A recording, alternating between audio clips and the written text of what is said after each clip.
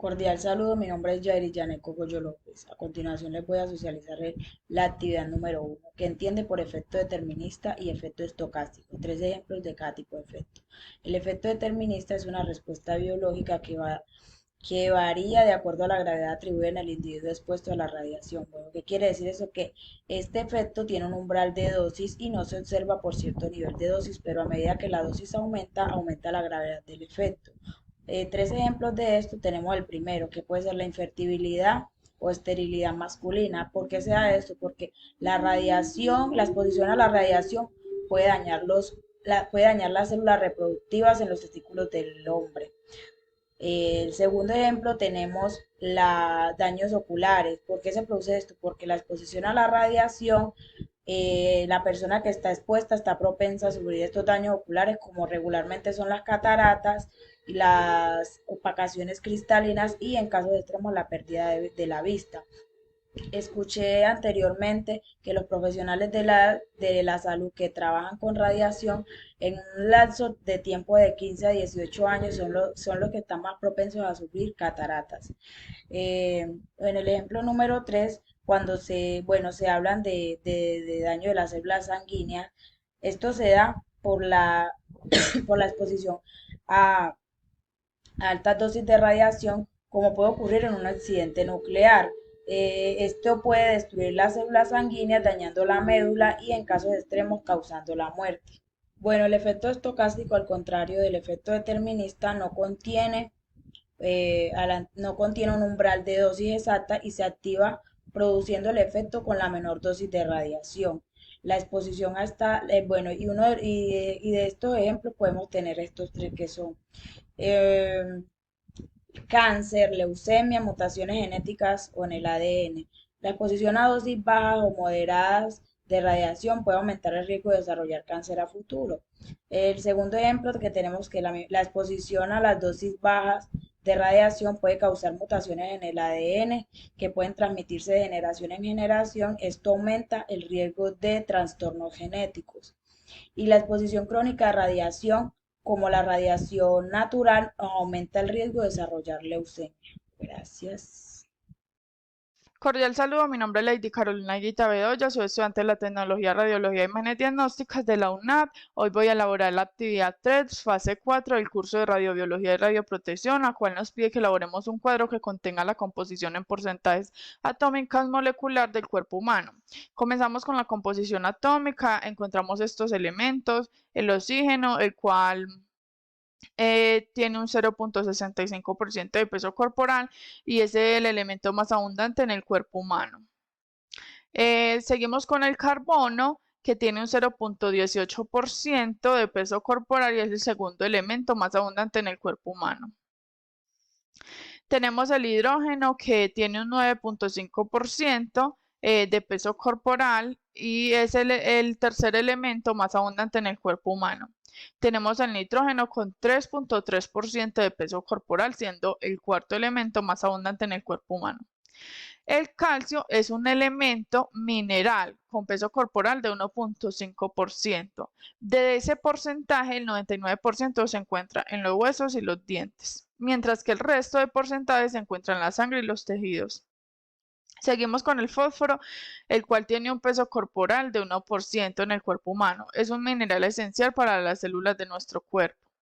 Tenemos el potasio, el cual también es un mineral que cuenta con un peso corporal de 0,4%, fundamental para nuestro organismo, puesto que desempeña funciones fundamentales de la regulación de líquidos dentro y fuera de las células. El azufre es un elemento esencial en el cuerpo humano. Tiene el 0,3% de peso corporal y forma tanto en forma de aminoácidos que contienen azufre como vitaminas B1 y B8, las cuales son esenciales asociadas a las proteínas orgánicas. Tenemos el sodio, el cual es el elemento mineral con 0,2% de peso corporal en el cuerpo humano. También es un electrolito que nos ayuda a la regulación de la presión arterial y el volumen sanguíneo y es esencial para el correcto funcionamiento de los músculos y nervios. El cloro es un mineral con un 0,2% de peso corporal. En el cuerpo humano participa activamente en los procesos digestivos, también es un electrolito, completando así el trío con potasio y sodio.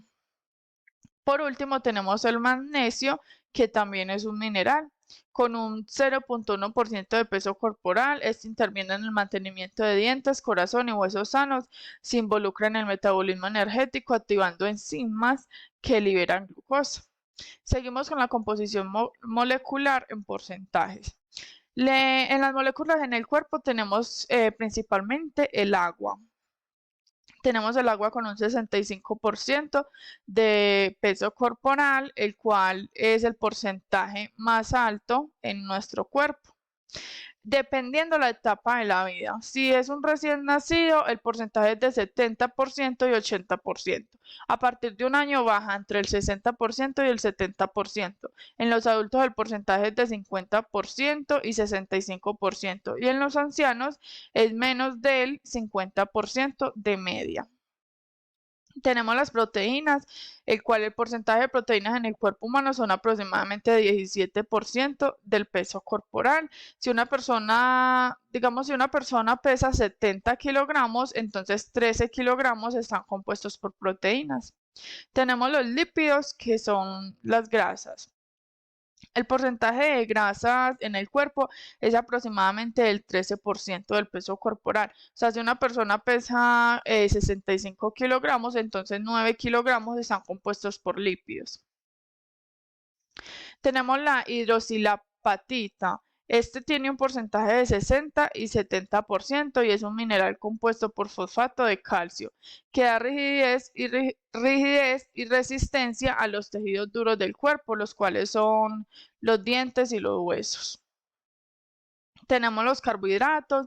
El porcentaje de carbohidratos en el cuerpo humano es aproximadamente de 1,5% del peso corporal, lo que significa que si una persona pesa 65 kilogramos, aproximadamente 0,9, 75 kilogramos están compuestos por carbohidratos. Estas son moléculas de azúcar que se descomponen en glucosa, la cual es la principal fuente de energía para las células, tejidos y órganos del cuerpo. Tenemos el ADN, que es la porción de ADN en el cuerpo humano es aproximadamente del 99,9%, lo cual significa que prácticamente todas las células de nuestro cuerpo albergan ADN. El ADN es una molécula que contiene la información genética que determina nuestras características y funciones biológicas. Y por último, tenemos el ARN. El porcentaje de ARN en sí no lo encontré, pero encontré esto que dice que el número de ARN en el cuerpo humano es significativamente inferior en comparación con el ADN, o sea que tenemos más ADN tenemos más ADN y menos ARN. El ADN, conocido como el ácido ribonucleico, es una molécula que se encuentra presente en todas las células vivas y posee similitudes estructurales con el ADN. Muchas gracias. Buenas noches. Unidad 2, fase 4, radiobiología. Mi nombre es Mónica María Montoya Molina. Pertenezco al grupo número 14 y mi tutor es Felipe Arnoldo Cuarán. Vengo a explicar el punto número 5 de esta actividad, el cual dice: elabore un dibujo y explique el ciclo celular, características principales de sus fases G1, G2, S y M y radiosensibilidad relativa de cada fase.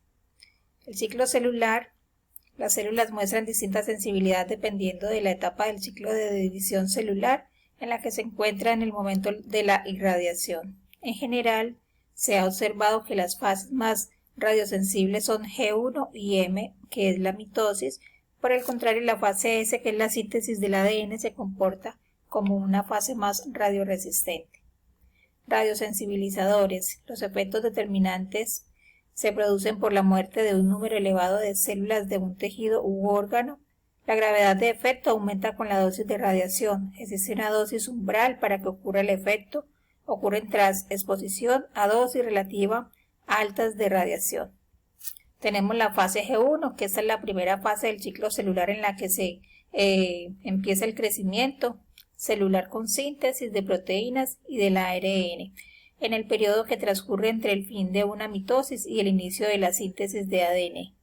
Tenemos la fase S, es la segunda fase del ciclo en la que se produce la replicación o síntesis de ADN. Como resultado, cada cromosoma se duplica y queda formado por dos cromáticas idénticas. Con esta duplicación del ADN, el núcleo contiene el doble de proteínas nucleares y de ADN, que al principio tiene una duración de unas 10-12 horas y ocupa alrededor de la mitad del tiempo que dura el ciclo celular en una célula. La fase G2 es la tercera fase de crecimiento del ciclo celular, en la que continúa la síntesis de proteínas y ARN. Al final de este periodo se observa al microscopio cambios en la estructura celular que indica el principio de la división celular. Esta fase tiene una duración entre 3 y 4 horas, termina cuando la cromatina empieza a condensarse al inicio de la mitosis. Y la fase M es la división celular, en la que una célula progenitora se divide en dos células hijas idénticas.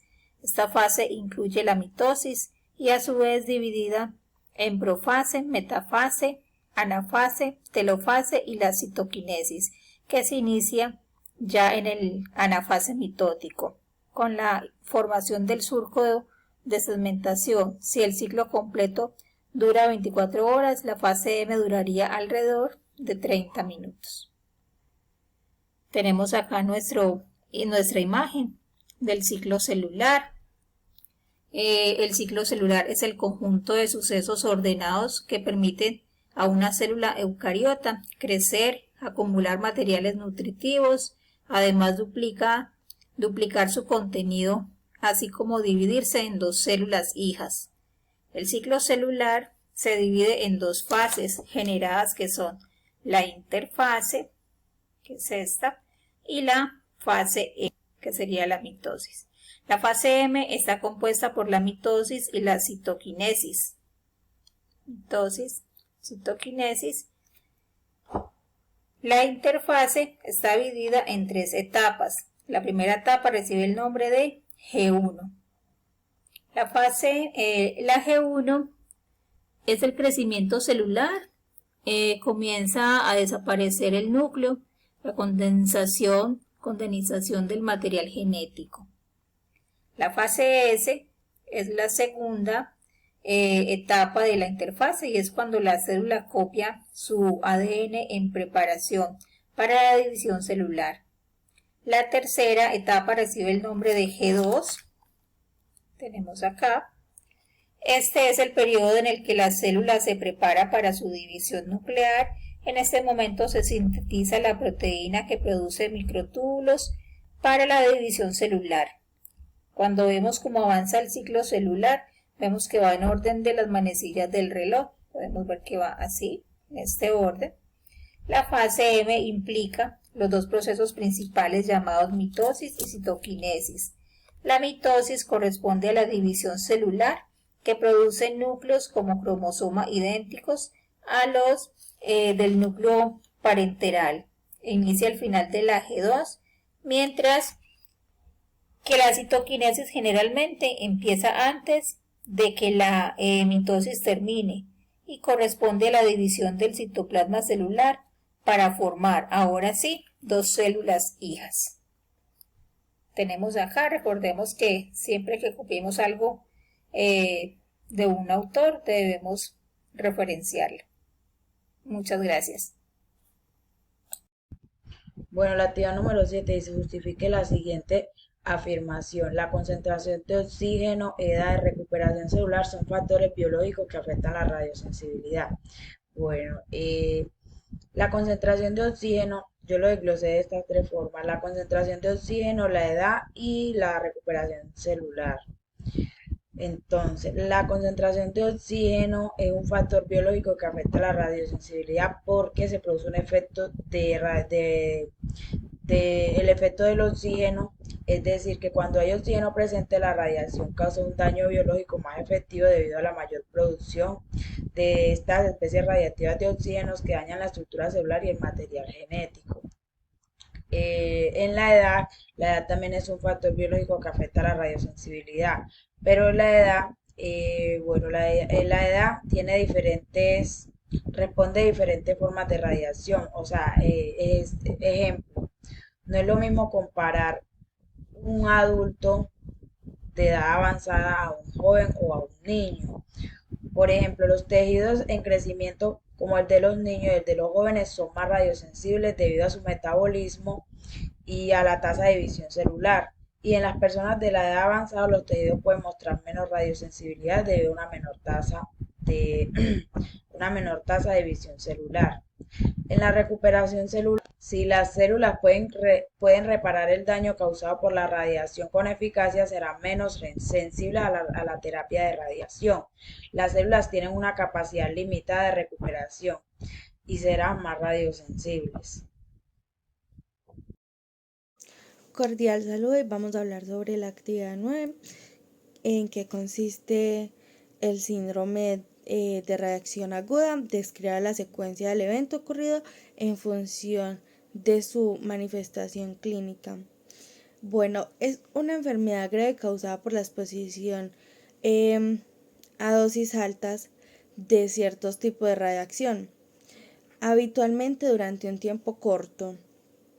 Los síntomas del síndrome agudo por radiación generalmente se presentan enseguida después de la exposición, pero pueden aparecer con el tiempo o desaparecer. Los síntomas incluyen náusea, vómito, diarrea, dolor de cabeza, mareos, fatiga, sangrado, pérdida del cabello e hinchazón, enrojecimiento, problemas de la piel. Las dosis muy grandes de radiación pueden causar la muerte. También se llama enfermedades agudas por radiación, enfermedades por radiación, intoxicación por radiación y síndrome de enfermedad por radiación.